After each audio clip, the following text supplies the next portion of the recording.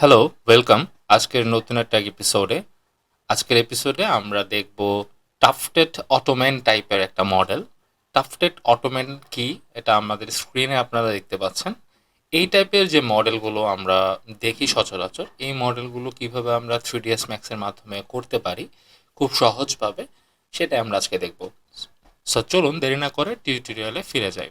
প্রথমত টাফটেড অটোম্যান তৈরি করার জন্য আমরা সেটা বক্স দিয়ে তৈরি করতে পারি অথবা শ্যামফার বক্স দিয়ে তৈরি করতে পারি। যদি আমরা বক্স দিয়ে তৈরি করি তাহলে সেই ক্ষেত্রে আমাদের যে একদম কর্নারে যে এজগুলো আছে এই এজগুলোকে আমাদেরকে আবার নতুন করে শ্যামফার করার প্রয়োজন আছে। তো সেই কারণে আমি সাজেস্ট করব আপনাদেরকে যে এই টাইপের মডেল করার জন্য আমরা অবশ্যই এক্সটেন্ডেড প্রিমিটিভসে যাব এবং সেই সাথে শ্যামফার বক্স এটা ইউজ করব। তো র্যান্ডমলি আমি একটা শ্যামফার বক্স ক্রিয়েট করলাম এবং শ্যামফার বক্স ক্রিয়েট করার পর আমি এখান থেকে লেংথ উইথ হাইট এই জিনিসগুলো ঠিক করতে পারি। সো আমাদের লেংথটা এখানে আছে 2 ফিট 4, তো আমি এখান থেকে 2 ফিট দিব। সেই ক্ষেত্রে উইথ যেটা আছে সেটাকে আমি 4 ফিট দেওয়ার চেষ্টা করব এবং হাইট আছে 0 ফিট 7 ইঞ্চ টাইপ, আমি 6 ইঞ্চ পর্যন্ত রাখতে পারি। এরপরে হচ্ছে ফিলেটের যে অংশগুলো আমি একটু F4 প্রেস করি। F4 প্রেস করলে আমাদের এই এজগুলো আমরা দেখতে পাবো। তো দেখতে পাচ্ছি ফিলেটের এখানে আমরা কতটুকু ফিলেট আমরা করব আসলে সেটা এখানে মেজার করা আছে এবং সেই ক্ষেত্রে ফিলেটের যে সেগমেন্ট এই সেগমেন্টগুলো দেওয়া আছে। তো আমরা এখানে সেগমেন্ট বাড়িয়ে নিতে পারি চাইলে। তো আমি সাজেস্ট করবো যে সেগমেন্ট আসলে এখান থেকে না বাড়িয়ে আমরা ডিরেক্ট এডিটেবল পলিতে চলে যাব। রাইট বাটন প্রেস করব, convert to editable poly. Editable পলিতে যাওয়ার পর এরপর হচ্ছে আমাদের এজ নিয়ে ডিটেলস কিছু কাজ করতে হবে এবং আমরা বুঝিয়ে দিচ্ছি যে এখানে আসলে এজের প্রয়োজনটা কোথায় কোথায় কেন আছে। সো প্রথমে আমি এই এজটা ধরবো, যেহেতু আমরা এখানে কানেক্ট করব, এখানে কিছু আমার কানেক্টিং পয়েন্ট লাগবে, সেই জন্য হচ্ছে আমি এই জায়গাটাতে এজ ধরবো। আমি চাইলে এই দুইটা এজ ধরে এখান থেকে কানেক্ট পয়েন্ট আমরা ইউজ করতে পারি, কিন্তু আমরা সেটা করব না। আমরা যেটা করব পুরোটাতেই আসলে কানেক্টিং পয়েন্টটা দিব। কেন দিব? কারণ হচ্ছে যখন আমরা এটাকে টার্বো স্মুথ করব অথবা ম্যাশ স্মুথ করব বা স্মুথিং করব, তখন এই জায়গাটাতে এজ না থাকার কারণে এই জায়গাটা আমার ডিস্ট্র্যাক্ট হয়ে যাবে, ভেঙে যেতে পারে। সো এই কারণে আমাদের কানেক্টিং পয়েন্টটা চারিদিকে নেওয়াটা খুবই প্রয়োজন। তো এটা ধরার পর আমি যদি রিং করি, চারিদিকে রিং করার পর চারিদিকে রিংটা ধরলো এবং সেই ক্ষেত্রে আমরা যেটা করব কানেক্ট দিব এবং সর্বোচ্চ আমরা 3টা কানেক্ট দিতে পারি এখানে। সেই সাথে এই যে ধরলাম এটাকেও আমি রিং করব, এই পাশে রিং এবং কানেক্ট, 3টা থেকে আমি 5টা কানেক্ট করলাম, দেন ওকে। এরপর আমি যেটা করব, আমি আমার পলিগনগুলোকে ধরবো, এই পলিগনগুলোকে ধরবো, শিফট প্রেস করে আমি চাইলে ধরতে পারি। শিফট প্রেস করে সবগুলোকে ধরা হয়ে গেল। এরপর আমাদের অ্যাকচুয়ালি এই ধরনের কর্নারে কর্নারে এজ কানেক্টিংয়ের প্রয়োজন আছে। তো সেই ক্ষেত্রে আমরা ভার্টেক্স ইউজ করে চাইলে আমরা এই দুইটা কানেক্টিং পয়েন্টকে ধরে এখান থেকে কানেক্ট করতে পারি, কিন্তু সবচেয়ে বেটার যে ওয়েটা সেই ওয়েটা আমি দেখাবো এখন। আমরা খুব শর্টকাটে কাজ করব, খুব ফাস্ট কাজ করব। এই কারণে আমাদের দেখেন যখন আমরা পলিগন ইউজ করলাম, ঠিক উপরে আমাদের সাব প্যানেলে এখানে অনেকগুলো অপশন আছে, মডেলিং সিলেকশন, পলিগন লুপ স্ট্রাইস, সাবডিভিশন। এই সাবডিভিশন থেকে ট্রেসেলেট এটাতে ক্লিক করে ট্রেসেলেট সেটিংয়ে ক্লিক করব। সেটিংয়ে ক্লিক করার পর দেখতে পাচ্ছেন প্রতিটা পলির মধ্যেই প্লাস টাইপের একটা এজ অটোমেটিক্যালি তৈরি হয়ে গেল। কেন এটা প্লাস তৈরি হলো? আমরা এখানে এজ যদি কানেক্ট করি তাহলে হবে প্লাস এবং ফেস যদি কানেক্ট করি তাহলে ক্রস দেখাবে যে জায়গাটা। সো আমি চাইলে এটাকে ক্রস রেখে দেন ওকে দিতে পারি। ঠিক এরপর আমরা যেটা করব, আমাদের ভার্টেক্স পয়েন্টগুলো ইউজ করব। প্রথমত কেন আমি ভার্টেক্স পয়েন্ট এটা ইউজ করব, কেন আমি এটা ইউজ করব না, এই বিষয়টা একটু বুঝি।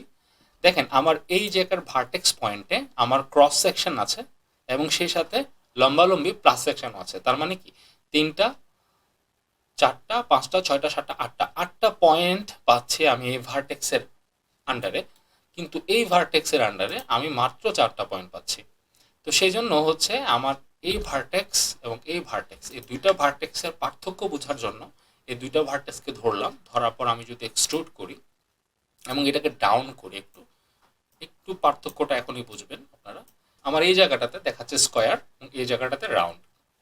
তো এটার কারণ হচ্ছে আমাদের পয়েন্ট, ভার্টেক্স যে পয়েন্টগুলো আছে বা এজের যে পয়েন্টগুলো আছে পয়েন্টগুলোর কারণে। সো আমরা বুঝে গিয়েছি যে আমাদের পয়েন্টটা কোন জায়গায় ধরতে হবে। এই একটা পয়েন্ট ধরলাম, দেন আমি এখানে ধরতে পারি, পাশাপাশি ধরতে পারি, অথবা একটা গ্যাপ দিয়ে আমি আরেকটা ধরতে পারি।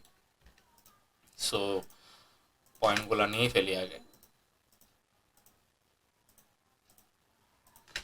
পয়েন্টগুলো নেওয়ার পর আমাদের প্রথম কাজ হচ্ছে এক্সট্রুড করা। আমি এটাকে এক্সট্রুড করব, নিচের দিকে ডাউন করব, এবং অফকোর্স একটু রাউন্ডটা আমার বড় হয়ে গেছে, আমি একটু ছোট করে নিই, এবং এক্সট্রুডের পয়েন্টটা যাতে একটু বেশি হয়। ওকে, এরপর আমি এই যে চারিপাশে যে অক্ষগুলো আছে, যে লাইনগুলো, যে এজগুলো আছে, এই ক্রস এজগুলো ধরবো, এবং উইথ এই এজটা ধরার পর উইথ ক্লিক এটা, কন্ট্রোল প্রেস করে ঠিক এটা, কন্ট্রোল প্রেস করে ধরলাম, কন্ট্রোল প্রেস করে ধরলাম। এখন এভাবে করে প্রতিটা অংশে ধরার জন্য আমার অনেকগুলো সময় ক্ষেপণ হবে। তো সেই ক্ষেত্রে আমাদের শর্টকাট ওয়েটা কি, আমি একটা ধরলাম, ধরার পর আমরা অন্যান্য যে এজগুলো আছে এই এজগুলো অটোমেটিক্যালি আমার ম্যাক্সের যে এআই ধরে ফেলবে। সেটার জন্য আমাদেরকে চলে যেতে হবে মডিফাই সিলেকশনে। মডিফাই সিলেকশন থেকে চলে যাব এখানে সিমিলার। সিমিলারে ক্লিক করার পর ঠিক একইভাবে সবগুলো অংশেই সিমিলারলি এজগুলো ধরা হয়ে যাবে। সো এখন আমি যেটা করব, এক্সট্রুড করব, অবশ্যই নিচের দিকে ডাউন করব একটু, এবং এটার এরিয়াটা একটু ছোট করব। ওকে, এতটুকু এনাফ হয়তো বা। আমি আরেকটু করার চেষ্টা করব।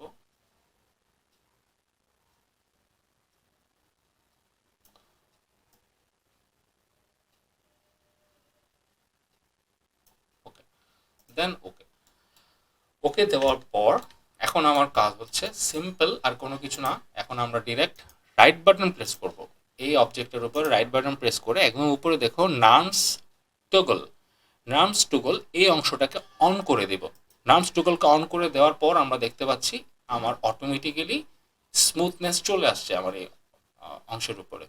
তো আমরা যেটা করব, মডিফাইতে যাওয়ার সময়, পাওয়া যাওয়ার পরে নামস টুগলের ইটারেশন দেখাবে, আমি এটাকে 2 করে দিব। 2 করে দিলে আর একটু স্মুথ হবে জিনিসটা, এবং আমি কতটা ভালো লাগছে এটা আমি F4 দেখে বুঝতে পারবো। দেখেন খুব ইজিলি একটা অটোমেন। সো এই অংশটাকে আমরা ইজিলি এখন মুভ করিয়ে, ধরেন আমরা এখন পিছনের ব্যাক সাইডের দিকে যাব। ব্যাক সাইড যাওয়ার জন্য আমরা ওয়াই প্রেস করে এটাকে আগে কপি করে নেব। কপি করার পর এখন আমাদের কাজ হচ্ছে এটাকে রোটেট করা, যেহেতু আমরা এটার পিছনের ব্যাক সাইডের অংশটা দিব। তো আমি রোটেট করে নিব, সেই সাথে হচ্ছে আমরা এখান থেকে 90 90 এন্টার, দেন ওকে। এরপর আমরা যেটা করব সেটা হচ্ছে আমরা এটাকে এই জায়গায় সেট করে নেব। সেট করার পর আমি একটু দেখব, সেট করার পর আমার পিছনের যে অংশটা ডেপথনেসটা, এই ডেপথনেসটা একটু বেশি। তো এটা কমিয়ে আনার জন্য আমি স্কেল ইউজ করতে পারি চাইলে, স্কেল, ওকে, স্কেল ইউজ করলাম। এখন এই অংশটাকে প্লেন রাখবো না, আমি একটু কার্ভ করব। কার্ভ করার জন্য প্রথম অংশে আমরা চলে যাব মডিফায়ার লিস্টে, band, BEND, band, band click করব।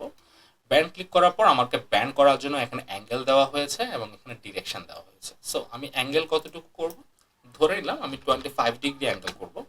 অ্যাঙ্গেল করার পর এরপর আছে নিচে ডিরেকশন। যদি আমি 90 ডিগ্রি ডিরেকশনে দিই তাহলে দেখা যাচ্ছে এরকম এরকম অবস্থা দেখাচ্ছে। সো ওয়াই থেকে যদি দিই, এতক্ষণ ছিল জ্যাড পজিশনে, এখন যদি আমি ওয়াই পজিশন ধরি তাহলে দেখা যাচ্ছে আমার একটা ব্যান্ড হয়েছে। সো আমরা অ্যাঙ্গেল এটাকে 25 করতে পারি, অথবা -25 করতে পারি, অথবা -45-এ রাখতে পারি। -45-এ রাখার পর এখন আমি যেটা করব, এটাকে আমি জাস্ট জয়েন করিয়ে দেব, দ্যাটস ইট, সিম্পল। হয়ে গেল আসলে আমাদের একটা টাফটেড অটোমেনের একটা সোফা। যে সোফাটার জন্য আমরা কি কি কাজ করেছি, একটা হচ্ছে আমরা যখন নার্মস টগলের মাধ্যমে এই জিনিসটাকে স্মুথ করলাম, এবং সেই সাথে আমরা ব্যান্ড ইউজ করে পিছনের যে অংশটা, এই অংশটাকে নিয়ে আমরা ব্যান্ড করার চেষ্টা করলাম। ঠিক একইভাবে আমরা এই পাশের হাতল এবং এই পাশের হাতলটাও ইজিলি অ্যাডজাস্ট করতে পারবো। সো আশা করছি আপনারা বুঝতে পেরেছেন যে খুব ইজিলি টাফটেড অটোমেন তৈরি করার প্রক্রিয়াটা।